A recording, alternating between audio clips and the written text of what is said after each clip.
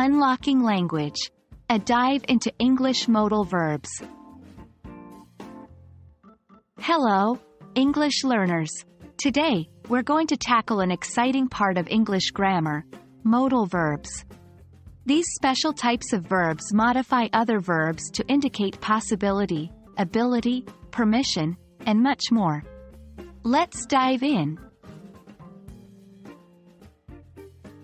In English grammar, modal verbs are auxiliary verbs that express modes such as ability, possibility, probability, permission, or obligation. These verbs are unique because they do not change their form and always accompany another verb. Some common modal verbs you might already know include can, could, may, might, will, would, shall, should, must, and ought to. Now, let's see how to use these modal verbs in practice. Remember, modal verbs are always paired with another verb to convey their meaning. Can. This verb is used to express ability or possibility. For example, I can swim. Could. This is the past tense form of can, but it's also used to express polite requests. For example, could you pass me the salt, please? May, might. Both are used to show possibility. For example, it may rain today, or I might go to the cinema tonight. Will, would, will is used to express future and would to express polite requests or hypothetical situations.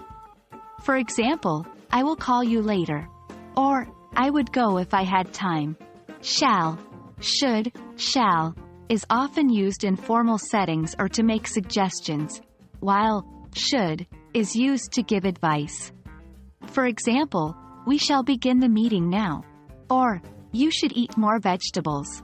Must. This verb is used to express obligation or strong belief.